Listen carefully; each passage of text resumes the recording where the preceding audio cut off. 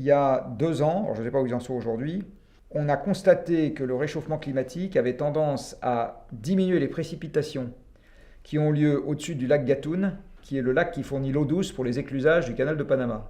Si les précipitations baissent, on est obligé de diminuer le nombre d'éclusages dans la journée. Bon, et il y a 2 ans, le canal de Panama, je ne sais pas où ils en sont aujourd'hui, mais avait été obligé de diviser par 2 le nombre d'éclusages quotidiens.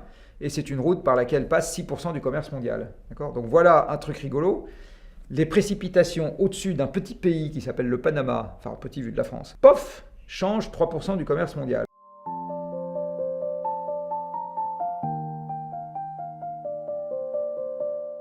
À quoi ressemblait l'Europe à -4 et à quoi est-ce qu'elle pourrait ressembler à +2? Là, on commence à peine à ressentir les effets d'un +1,5. -4, c'était donc des calottes de glace de 2 km sur toute la Scandinavie et l'Amérique du Nord. Oui.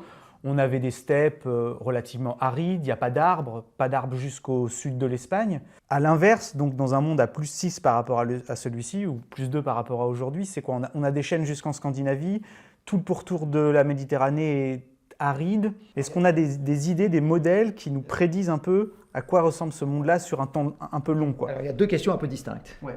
C'est à quoi peut ressembler le monde une fois qu'on est revenu à l'équilibre? Oui, ma question était dans le sens un équilibre à +2. Et à quoi ressemble le monde en période transitoire, c'est-à-dire tant que la température est montée, mais que les écosystèmes ne se sont pas encore équilibrés avec la nouvelle température. Alors, la deuxième question, qui est le monde dans lequel on va vivre. Parce que le temps que les écosystèmes s'équilibrent avec la nouvelle température, il faut attendre des décennies, voire éventuellement plus longtemps. Le temps que l'océan s'équilibre avec la nouvelle température, je l'ai dit tout à l'heure, c'est 1 millier d'années, plus d'1 millier d'années. Or, quand l'océan grignote de la Terre, ça modifie un peu les écosystèmes. On passe d'écosystèmes terrestres à des écosystèmes marins, c'est pas exactement pareil. Ça modifie les régimes de pluie. Et ça, les régimes de pluie peuvent aussi se modifier parce que les réserves locales en eau peuvent mettre du temps à disparaître. Une fois qu'elles ont disparu, il y a des phénomènes d'asservissement aussi. Tout le monde sait que l'eau, par exemple, qui tombe au centre de l'Amazonie, a été recyclée je ne sais pas combien de fois depuis qu'elle est partie de l'océan. Elle est partie, tombée, réévaporée, tombée, réévaporée. S'il n'y a pas de végétation pour la réévaporer, elle ne va pas plus loin. Donc, ces modifications-là sont des modifications lentes. Et en fait, c'est quand même ça la question qui va essentiellement nous concerner. Donc, la question d'un monde, une fois que l'équilibre est arrivé à +2, est une question théorique intéressante. Je vais essayer d'y répondre, enfin, plus exactement de dire ce que je sais et ce que je ne sais pas sur la question. Mais par contre, le monde dans lequel on va vivre, c'est pas celui-là. Le monde dans lequel on va vivre, c'est le monde tant qu'il est en train de s'équilibrer avec la nouvelle élévation de température. Et ça risque d'être moins rigolo. Parce que, prenons l'exemple du chêne.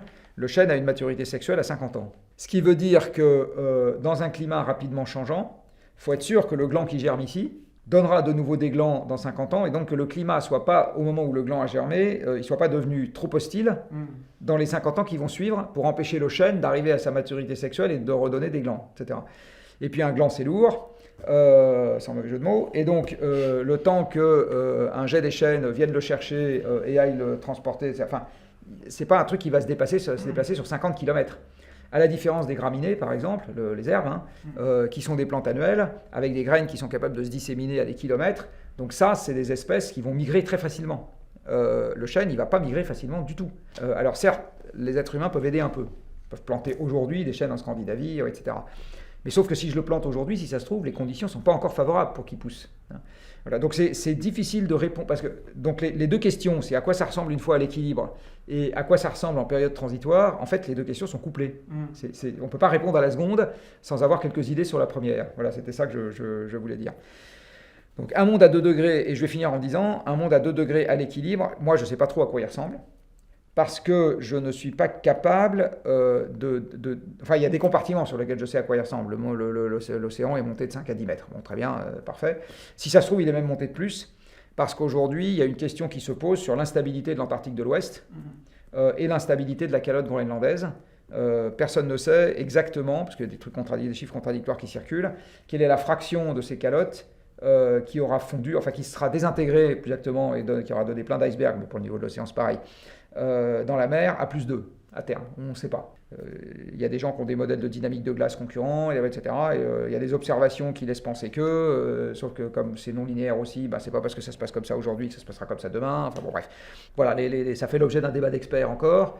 Dans le scénario le plus extrême, on parle de n'importe quoi entre quelques mètres et quelques dizaines de mètres, selon la fraction de ces calottes qui va fondre, enfin vous désintégrer ou s'effondrer, etc. De même, dans les modèles de climat, c'est beaucoup plus difficile d'évaluer l'évolution des régimes de précipitation que d'évaluer l'évolution de la température moyenne.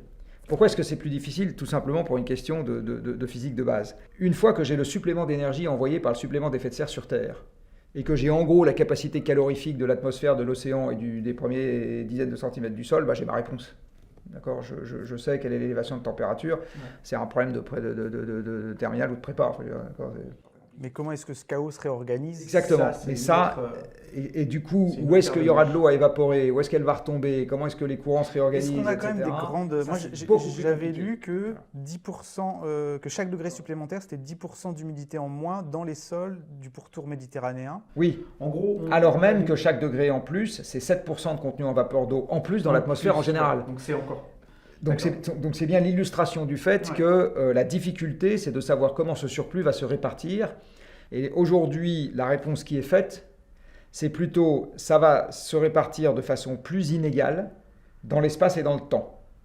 Donc il y aura des moussons plus intenses, des épisodes pluvieux plus intenses, en même temps des sécheresses plus prolongées, des zones qui vont devenir plus arides.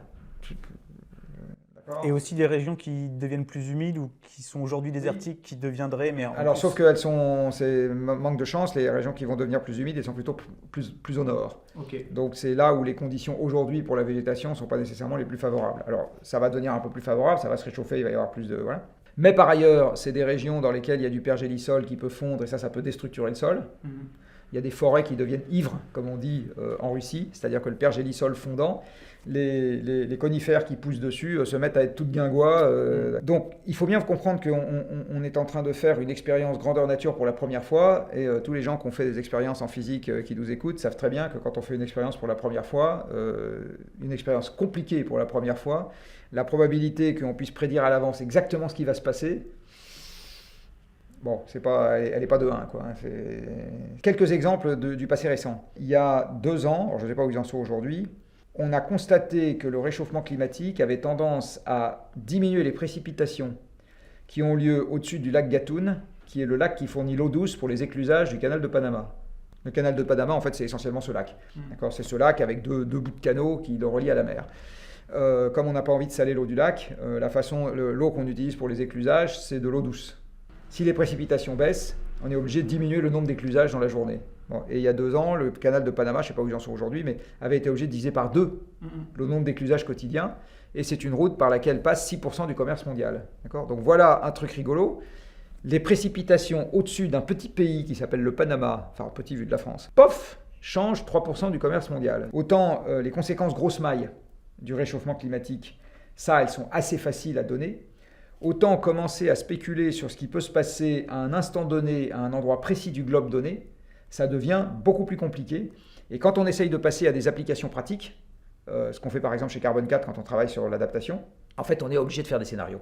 C'est-à-dire on est obligé de faire du « et s'il se passe ceci, qu'est-ce que je fais ? Et s'il se passe cela, qu'est-ce que je fais ?» Parce qu'il n'y a pas de boule de cristal dans laquelle on peut totalement prédire ce qui va se passer pour Monsieur Dupont, habitant Paris 14e arrondissement, le 3 juillet 2048. Ça on ne sait pas faire. Et personne ne saura jamais faire.